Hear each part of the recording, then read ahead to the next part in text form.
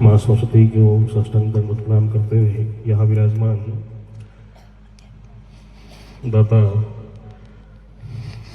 दलपत सिंह जी साहब, विजय सिंह जी साहब, नाम से परिचित नहीं हो, भगवान सिंह जी साहब, और हमारे सर बलदेव सर और राम सिंह जी साहब, आप सभी का हृदय से खूब खूब अभिनंदन करता हूँ।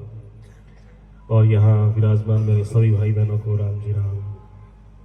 सबसे पहले धन्यवाद देना चाहता हूँ हमारे सुरेंद्र सिंह साहब को कि आज आपने ऐसे आदर्श पुरुष यहाँ ला करके विराजमान किए। ऐसा ही होना चाहिए वास्तव में, ऐसे कार्यक्रम में ऐसा ही आदर्श पुरुषों का जब संगम होता है तभी कुछ फायदा मिलता है। तो विराजमान मेरे भाइयों से यही निवेदन करता हूँ, अभी जो बलदेव सर ने और राम सिंह जी ने जो बातें कही आपको, इस बातों में आपको खूब जो है हृदय में उतार करके इस पे चलना है। देखो सर विद्या के लेवल में सबसे बड़ी पोस्ट पे हैं, दिल्ली में प्रोफेसर की जो बहुत बड़ी पोस्ट होती है, और आप जो बलदेव सर है एक आर्मी का बहुत बड़ा जो अधिकारी अफसर कहा जाता है, कर्नल। तो ऐसे हमें भी तो बनना है ना। तो जिसके लिए हमें क्या करना है, केवल आपको 3 बातें कहूंगा जिस पे आपको पूरा ध्यान देना है। जैसे हनुमान जी महाराज को सीता माता ने वरदान दिया, अष्ट सिद्धि 9 निधि के दाता, ऐसो वर दियो जानकी माता। किसने दिया? जानकी माता ने, कि आप अष्ट सिद्धि और 9 निधि के दाता बन जाओ। जब अष्ट सिद्धि और 9 निधि जब मिल जाती है तो जीवन में कोई सपना बाकी नहीं रहता। अष्ट सिद्धि और 9 निधि कब मिलती है? जब हम हनुमान बनेंगे। हनुमान का अर्थ क्या है? हनुमान का अर्थ है ब्रह्मचर्य। हमें अभी राम सिंह सर ने कहा था कि जब तक काम पूरा नहीं होता है तब तक विवाह शादी नहीं करना चाहिए। यदि विवाह शादी नहीं करेंगे, लाइन सही नहीं रहेगी, रास्ता भटक जाएंगे, तो फिर विवाह नहीं करेंगे तो फिर क्या फायदा? लाइन भी तो सही रहनी चाहिए। कहने का अर्थ आपका यही है कि हमें ब्रह्मचर्य से रहना है। जब तक आप जिस मंजिल तक पहुंचना चाहते हो उस मंजिल तक आपको पहुंचना है, तब तक आपको हनुमान बन के रहना है, ब्रह्मचर्य। तो हनुमान बनकर के हम कैसे रहेंगे? ये बहुत असंभव काम है, संभव नहीं है। जैसे हमारे गुरु जी अडानंद जी महाराज ने कहा है, किसी भगत ने प्रश्न पूछा कि बाप जी ये साधु संत ब्रह्मचर्य से कैसे रहते होंगे?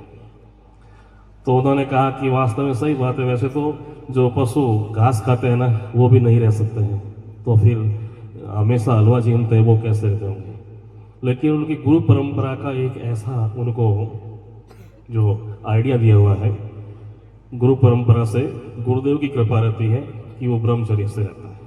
और आप ही महान योगी हैं, आप गुरुकुल में विराजमान हैं। गुरुकुल में जो विद्यारत रहते हैं, गुरु जी के सानिध्य में रहते हैं, वो भी एक महान योगी होते हैं, तपस्वी होते हैं। अभी आप महान योगी, महान तपस्वी हैं, जिसमें आप सभी को ये पहला नियम रखना है, हनुमान बन के रहना है। और वो कैसे बन के रहना है, यदि आपको जरूरत पड़ेगी तो हम बताएंगे आपको कि ऐसे आप आराम से रह पाएंगे। और दूसरी बात, हमारे आदर्श पुरुष भगवान श्री राम है। जब प्रभु श्री राम माता सीता का वर्ण करने के लिए गए थे तो उनसे पहले 20,000 राजाओं ने कोशिश कर ली थी धनुष तोड़ने की, लेकिन धनुष नहीं टूटा और प्रभु श्री राम ने धनुष को देखते देखते तोड़ दिया। इसमें क्या हो सकता है?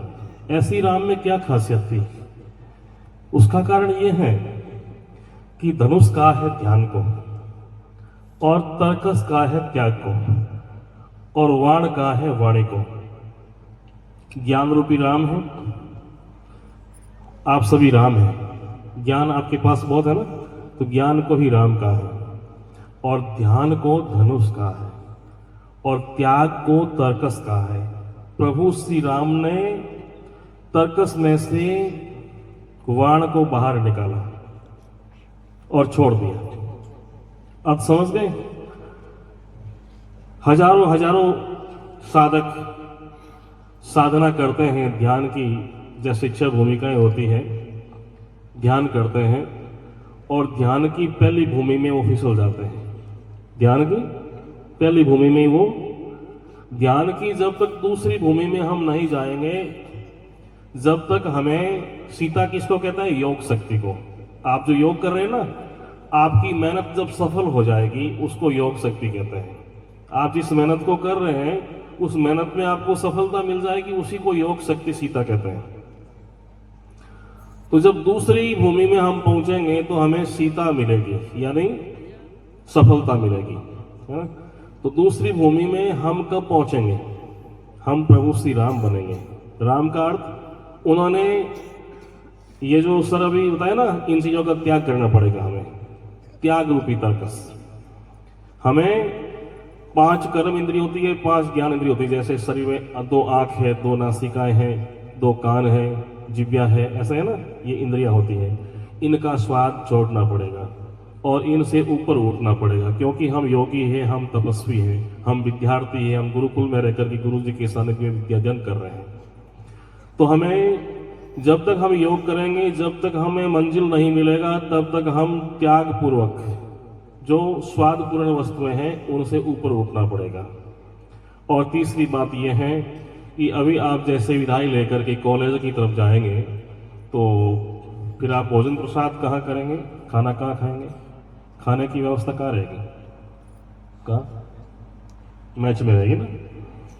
और एक सुंदर तरीका बताता हूं आपको, यदि हो सकता है तो।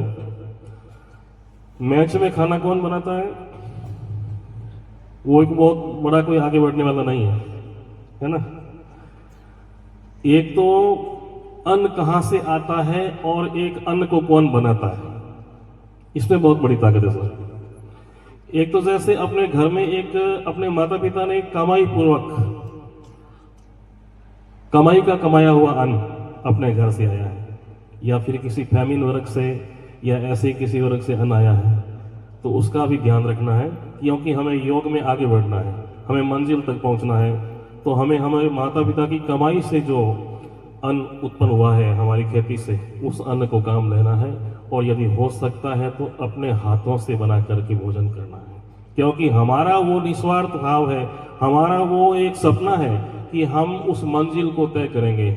उस सपने को हम रट रहे हैं, न कि वो मैच में जो बैठा है ना, वो खाना बनाने वाला, वो नहीं रट रहे कि हमें वहां पहुंचना है। तो जैसा खाए अन्न वैसा होवे मन।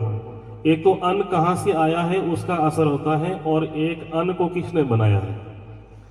यदि आपके मन में ये चल रहा है कि मुझे आगे बढ़ करके बहुत आगे जाना है, बहुत कुछ बनना है, वो आपके भीतर रटना चल रही है, आप ही अपने हाथों से भोजन पका करके भोजन किया, तो उसमें बहुत बड़ी ताकत है कि आप वहां पहुंच जाओगे। आपको इसमें पॉजिटिव ताकत मिलेगी, है ना। तो ये 3 बातें हैं, इन 3 बातों पे आप गौर कर लीजिए, क्योंकि अभी स्वर्ग की बात चल रही थी ना, ये स्वर्ग तो आपको मिल गया। आपके माता पिता ने जिस विद्यालय में आपको यहाँ भेजा है, ये एक स्वर्ग है बस। बाकी मरने के बाद स्वर्ग नहीं मिलता है, स्वर्ग का नजारा यही है। अब स्वर्ग में रहते हुए हमें वैकुंठ में कैसे जाना? वैकुंठ का अर्थ है सफलता, मंजिल तक पहुंचना, उसी को वैकुंठ कहते हैं, अन्यथा और कोई वैकुंठ नहीं है। अब इस स्वर्ग में आप विराजमान हैं, इस स्वर्ग में रहते हुए इस गुरुजनों का ताकत हमारे पीछे होगी, माता पिता की ताकत पीछे होगी, और आदर्श पुरुष बस आप इन्हीं लोगों को माने जो आपके माता हैं, आपके पिता हैं, आपके गुरु हैं, और आपके भीतर बैठी हुई आत्मा है। अपने आप को पूछे कि मैं कौन हूं, मुझे क्या करना है, मुझे कहां जाना है। बस सपना ये रखना है कि मुझे अपने माता पिता और अपने गुरु का नाम ऊंचा करना है। तो हमें क्या करना होगा? वो अपने भीतर बैठी हुई आत्मा रूपी मित्र है, उनसे पूछें। बस इतनी ही आपसे मैं निवेदन करता हूं, इन बातों पे आप ध्यान दें। आप हनुमान बन करके रहें और आप प्रभु श्री राम बनकर के धनुष की ओर आगे बढ़े। धनुष कहते हैं ध्यान को, लेकिन धनुष रूपी ध्यान की ओर आगे बढ़ने के लिए हमें त्याग करना पड़ेगा, तर्क से बाहर आना होगा, ठीक है। यानी अपनी सुख की सारी वस्तुएं त्याग करके हमें एकदम त्यागी और तपस्वी बन करके जीवन जीना होगा। बस एक ही सपना हमें साकार करेगा कि हमें वहां पहुंचना है तो पहुंचना है, ठीक है। बस इन बातों पे आप ध्यान दें। बाकी तो कहने में कोई कमी नहीं रखी है हमारे आदर्श पुरुषों ने। बस ऐसा ऐसे महापुरुषों का, ऐसे गुरुजनों का आशीर्वाद हमेशा आपके साथ में रहे और हमेशा आप आगे बढ़े। बस इतनी ही वाणी को विराम देता हूँ। ओम